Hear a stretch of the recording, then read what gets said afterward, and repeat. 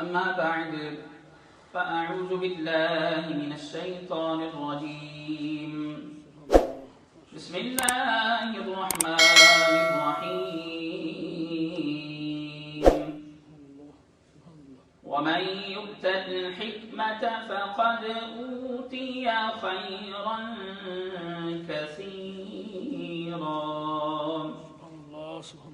آمنت بالله صدق الله العظيم وبلغنا رسوله النبي الكريم الأمين مولاي صل وسلم دائما أبدا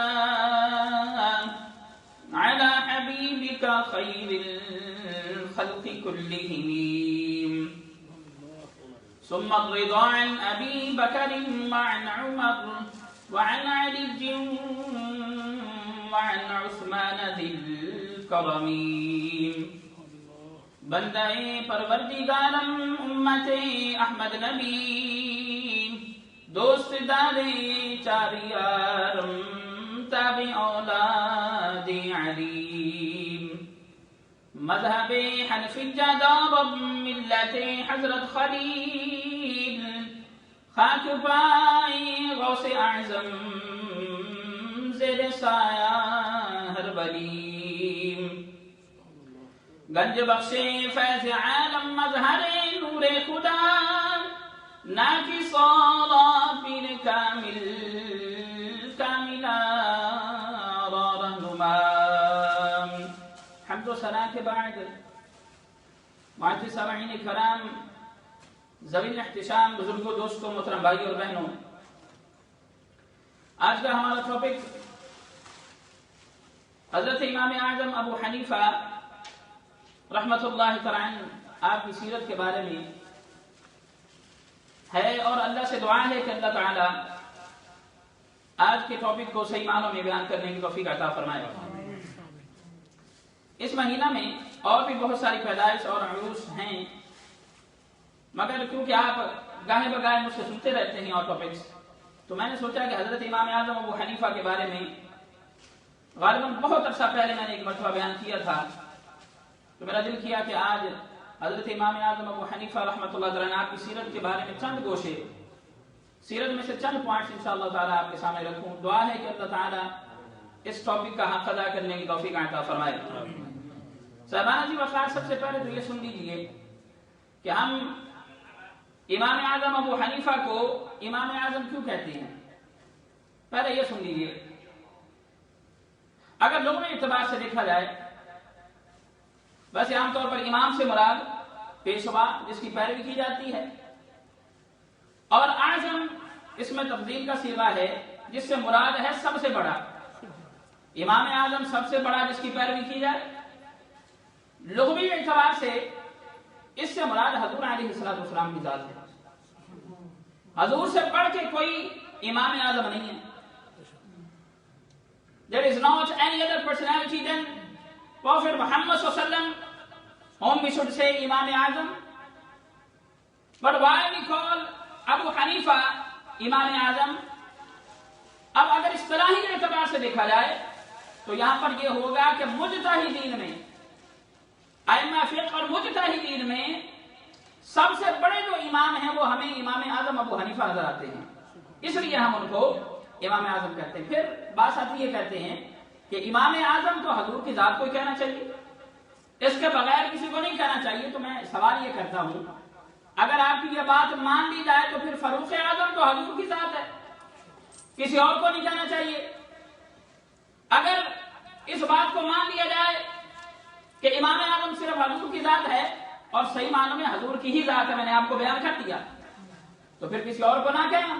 اسی طرح صدیق اکبر، we call to ابو بکر صدیق اکبر، تو ہمیں پھر صرف صدیق اکبر حضرت ابو بکر صدیق کو کہنا چاہیے۔ تو یہ حضور علیہ السلام نے جن جن صحابہ کو جو جو القابات عطا فرمائے وہ حضور کی اپنی سخاوت ہے، اور حضور نے عطا فرمائے ہیں صحیح معنوں میں صدیق اکبر حضور کی ہی ذات ہے، صحیح معنوں میں فاروق اعظم حضور کی ہی ذات ہے، اور امام اعظم دراصل حضور کی ہی ذات ہے۔ مگر یہ وہ القابات ہیں جو جزوی اعتبار سے یا جن اعتبار کو علماء نے سامنے رکھا، فقہاء نے، صحابہ نے، تابعین نے رکھا، اسی اعتبار سے آج امت ان کو کہتی آ رہی ہے۔ اور حضرت امام اعظم ابو حنیفہ کیونکہ علم میں آپ کا بڑا اونچا مقام تھا، اس وجہ سے آپ کو مجتہدین میں امام اعظم کہا جاتا ہے۔ پھر آپ کی ایک جو انفرادیت ہے دوسرے صحابہ میں، جو آپ کا ڈفرنس ہے وہ یہ ہے کہ حضرت امام اعظم ابو حنیفہ آپ تابعی ہیں، آپ تابعی ہیں، اور آپ نے صحابہ کرام رضوان اللہ اجمعین سے باقاعدہ جو ہے وہ احادیث کو سماعت کیا ہے، آپ نے باقاعدہ سماعت کیا ہے۔ اس کے علاوہ چاہے امام احمد بن حنبل ہوں، چاہے امام شافعی ہوں، امام مالک ہوں، ان میں سے کوئی بھی نہیں کہ جو تابعی ہو، لیکن ابو حنیفہ امام اعظم ابو حنیفہ آپ تابعی ہیں، تو اس وجہ سے بھی آپ کو امام اعظم کہا جاتا ہے۔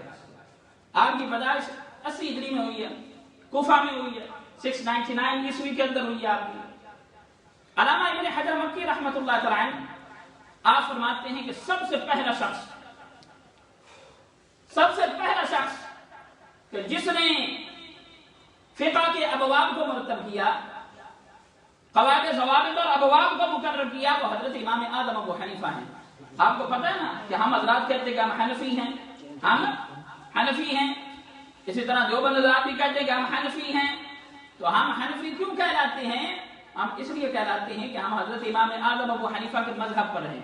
4 مذاہب ہیں، امام مالک، امام شافعی، امام احمد بن حنبل اور امام اعظم ابو حنیفہ۔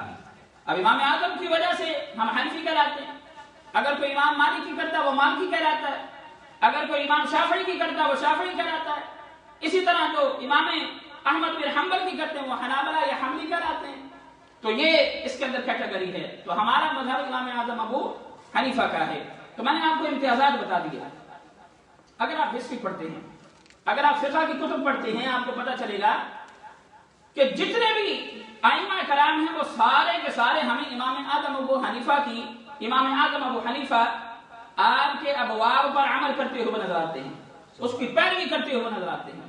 کیونکہ میں نے آپ کے سامنے علامہ ابن حجر مکی رحمۃ اللہ علیہ کا قول رکھ دیا، اس قول کے اندر فرماتے ہیں کہ فقہ کے ابواب جو ہیں ان سب سے پہلے اس کی تدوین کرنے والے حضرت امام اعظم ابو حنیفہ ہیں۔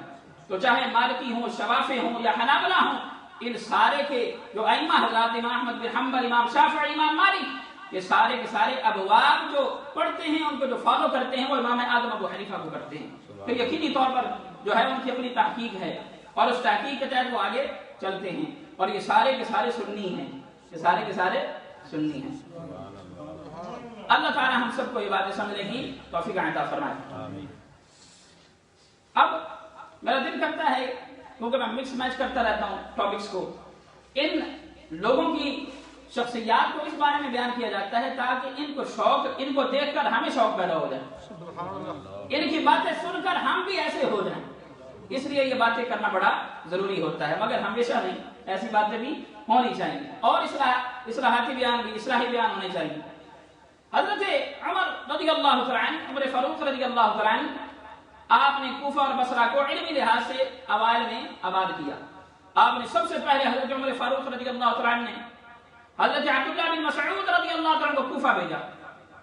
پھر فقہاء نے لکھا، اور حضرت عبداللہ بن مسعود کے بارے میں ملتا ہے، افقہ الصحابہ بعد الخلفاء الراشدون اور راشدین، یعنی حضرت عبداللہ بن مسعود جو ہیں یہ افقہ الصحابہ ہیں بعد الخلفاء الراشدین۔ خلفاء راشدین 4 خلفاء کے بعد سب سے بڑے جو فقیہ ہیں وہ ہمیں حضرت عبداللہ بن مسعود رضی اللہ عنہ نظر آتے ہیں۔ اچھا، اس کے بعد فرماتے ہیں کہ کوفہ کے اندر 1000 کے قریب صحابہ گئے، اور پھر ان صحابہ کے اندر 70 بدری صحابہ تھے۔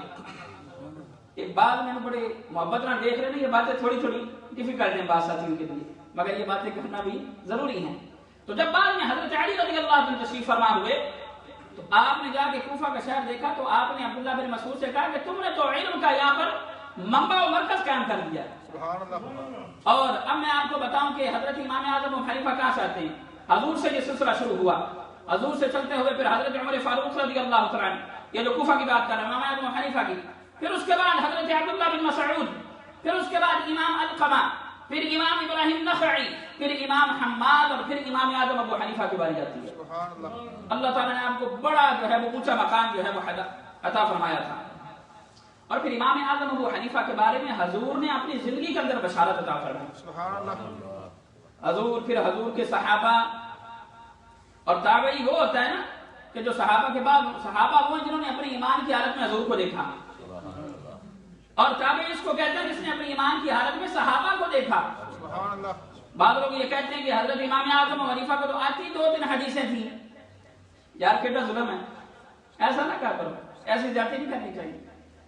امام احمد بن حنبل جیسے کہ جن کو 10 لاکھ حدیثیں زبانی یاد ہوں، وہ ابواب کے اندر پیروی کرتے ہوئے امام اعظم ابو حنیفہ کے نظر آتے ہیں۔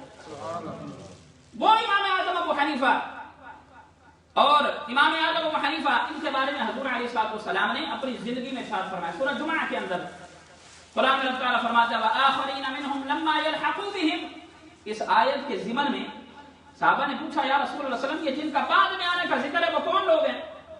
3 دفعہ پوچھا، 2 دفعہ جب پوچھا حضور نے جواب نہ دیا، جب تیسری دفعہ پوچھا حضور علیہ الصلوۃ والسلام نے حضرت سلمان فارسی رضی اللہ تعالیٰ عنہ کی طرف اشارہ کر کے آپ نے فرمایا لو كان الایمان عند ثریا لناله رجال او رجل من هؤلاء، یہ بخاری شریف کی حدیث ہے۔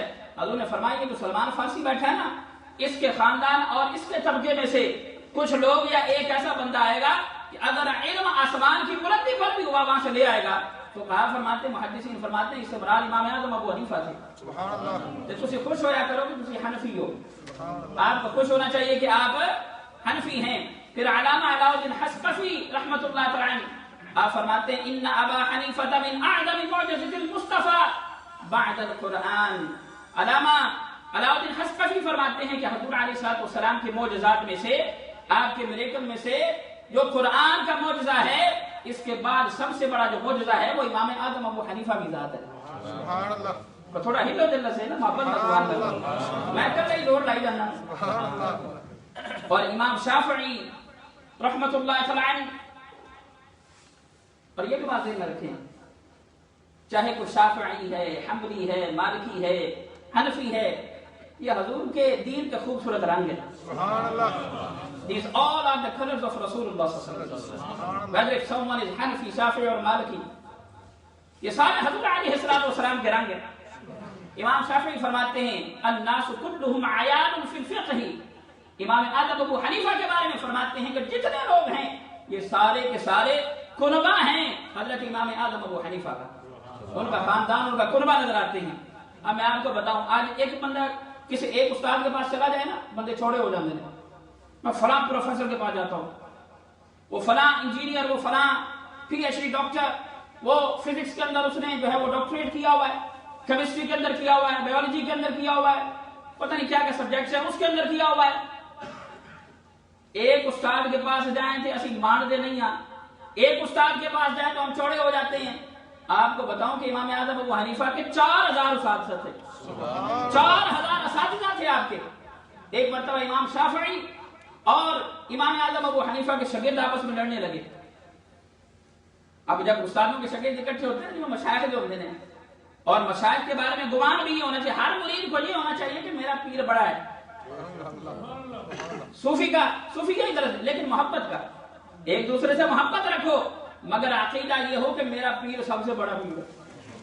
اسی طرح اساتذہ کے بارے میں شاگرد یہ کہتے ہیں کہ یار میرا استاد تو بہت بڑا استاد ہے۔ تو امام شافعی، امام اعظم ابو حنیفہ کے شاگرد اسٹوڈنٹس آپس میں لڑنے لگے۔ امام عبداللہ وہاں پر تشریف فرما ہوئے، آپ نے فرمایا کہ لڑائی میں مکا دینا ہوں، تم دونوں ایسے کرو کہ اپنے اپنے استاد کے استاد گن کے بتاؤ مجھے۔ امام شافعی کے شاگرد بھی گننے لگے، امام اعظم ابو حنیفہ کے شاگرد بھی گننے لگے، اپنے اپنے استاد کے اپنے اپنے دادا استاد گننے لگے۔ امام شافعی کے شاگرد کہتے ہیں کہ ہمارے استاد صاحب کے 80 استاد ہیں، حنفی کہتے ہیں کہ ساڈے استاد کے 4000 استاد ہیں، اور آپ کے شاگردوں کی تعداد جو ہے وہ تقریباً 1000 بنتی ہے۔ اب وقت کیونکہ بڑا کم ہے تو ایک دو بڑی دل کو لبھاتی باتیں کرتا جاؤں آپ کے سامنے، اجے تک تو اوکھی گلا سن تھوڑی سوکھیاں گلا کر جاؤں۔ حضرت امام اعظم ابو حنیفہ آپ نے اپنی زندگی میں 7000 مرتبہ قرآن پڑھا۔ It is written in the biography or in the life of Imam Azam Abu Hanifa that he recited full complete Quran 7000 times in his life. This is the shan and the status of Imam Azam Abu Hanifa. اور پھر 45 برس تک، کتنے سال؟ 45 years تک ایک وضو کے ساتھ 5 نمازیں پڑھی۔ اس سے یہ بھی ثابت ہوا کہ وہ روزے رکھنے والے اور کم کھانے والے تھے. آج کل مولوی صاحب دیکھے چکن آ جائے جیسی کہنا جب تک ڈونگا کھلے تک نہ جاوے بس نہ کریے. میں اپنا اس لیے نام لے رہا ہوں, آپ کا ڈونگا پریشان ہو جائیں گے آپ. تو امام اعظم ابو حنیفہ 45 برس تک, کتنے سال؟ 45 برس تک مثال کے طور پر فجر کا وضو کیا اور عشاء اس کے ساتھ پڑھی. وہ لوگ تھے یار. آج چند نمازیں پڑھ لیں تو ہم سمجھتے ہیں ہم سے بڑا ولی کوئی نہیں. چند کتابیں امام صاحب تھوڑے نوٹس لکھ لیں, سمجھتے ہیں کہ اس علاقے پورے کا مفتی میں ہوں. ایسا نہیں ہونا چاہیے, عاجزی ہونی چاہیے. اور جھکے ہوئے درخت کو ہی پھل لگتا ہے, اگر اکڑ جاؤ گے تو پھر تو آندھی توڑ دے گی. ایسا نہیں ہونا چاہیے. تو فرمایا کہ امام اعظم ابو حنیفہ آپ 45 برس تک ایک وضو کے ساتھ 5 نمازیں پڑھتے رہے. اب آپ کو علمی مقام بتاؤں تو اسے سن دیا امام اعظم یہ ہیں وہ ہیں یہ ہیں. 2 نقطے آپ کے سامنے رکھتا ہوں جلدی جلدی. آپ کے پاس ایک مسئلہ آیا, میاں بیوی کی لڑائی ہوتی ہے. میاں نے کہا کہ اگر میں تیرے سے بات کروں, تیرے سے پہلے بات کروں تو تجھے طلاق. بیوی نے کیا تو میں یہی کہنی ہے یہ میں تیرے نہ پہلے گال کی تھی تو تینوں طلاق. یہ معاملہ حضرت امام اعظم حنیفہ کو تھوڑی دیر بعد لڑ کے نا میاں بیوی ٹھنڈے ہو جاندے نے. پھر کہندے نے میاں گل کرے پہلے, وہ کہندی ہے کہ میری بڈھی پہلے گل کرے. یہ ہر جگہ یہی کاپی پیسٹ ہے, کوئی رولا نہیں. تو امام اعظم ابو حنیفہ کے پاس یہ مسئلہ آیا. میاں نے کہا کہ اگر میں تجھ سے پہلے بات کروں تو تجھے طلاق. بیوی نے کہا کہ میں بھی یہ کہتی ہوں کہ اگر تو مجھ سے پہلے بات نہیں کرے گا میں کروں گی تو طلاق ہو جائے گی. امام اعظم کے بعد مسئلہ آیا. آپ نے کہا کہ مرد کو کہا کہ تو پہلے بات کر دے, کوئی طلاق نہیں ہوگی. حضرت سفیان ثوری رحمۃ اللہ تعالیٰ کو پتہ چلا. آپ نے کہا تو عجیب قسم کا بندہ ہے. امام اعظم سے فرمایا کہ آپ حلال حرام کو اکٹھا کرتے ہیں. انہوں نے لائٹ جملہ کہا تھا کہ آپ حلال حرام کو اکٹھا کرتے ہیں. فرمایا کہ جب اس کے میاں نے کہا تھا کہ اگر میں تجھ سے پہلے بات کروں, تیرے سے پہلے بات کروں تو تجھے طلاق, بیوی نے کہا کہ میں بھی یہ کہتی ہوں. تو فرمایا اس کی بیوی نے تو بات کرنی تھی نا, اس کی بیوی نے تو بات کرنی تھی. اب تو کر لے تاکہ تم دونوں کی طلاقیں نہ ہوں. یہ مقام تھا آپ کا علم. پھر آخری بڑی خوبصورت مثال, اس وقت ایک چور بھی بڑے عجیب تھا. ایک بندہ ایک گھر میں گیا اور اس نے وہاں کا سامان چوری کر لیا, کپڑے چوری کر لیے. کپڑے چوری کر کے جب جانے لگا کہتا ہے اگر تم نے کسی کو کہا نا کہ چور کون ہے تو تیری بیوی نو 3 طلاق, تیری بیوی نو 3 طلاقیں ہو جائیں گی. وہ بندہ اس وقت کے بڑے لوگ جو ہے ایمان تقوی والے ہوتے تھے, وہ بیچارہ صبح نکلا تھے بازار دیکھے کہ ہر پاسے ہوتے ہی کپڑے بکھرے پہنے تے پریشان کہ اگر 10 سے طلاق ہو جائے گی کرا کی. بس آخری نقطہ وہ یہ مسئلہ لے کے امام اعظم ابو حنیفہ کے پاس چلا گیا. امام اعظم ابو حنیفہ نے فرمایا کہ تو پریشان کیوں ہوتا ہے, رسول اللہ کا دین بڑا مکمل ہے, رسول اللہ کا دین بڑا مکمل ہے. آپ نے فرمایا کہ بازار کے, آپ کو پتہ نا بعض لوگ مشہور ہوتے ہیں چوری میں, فرمایا سارے چوروں کو اکٹھا کرو. کہا کہ ایک ایک کر کا نام لیا جائے گا, ایک ایک کر کے چور کا نام لیا جائے گا. جو چور نہ ہو تو کہنا نہیں, اور جو چور ہو چپ کر جانا. تمہارے چپ کرنے سے پتہ لگ جائے گا کہ یہ چور ہے. آپ کو یہ تو چند میں نے آپ کے سامنے نقطے رکھے. امام اعظم واقعی ہی امام اعظم ہیں. اللہ تعالیٰ ہم سب کو ان خوبصورت لوگوں کی زندگی پر عمل کرنے کی توفیق عطا فرمائے. الحمدللہ رب العالمین.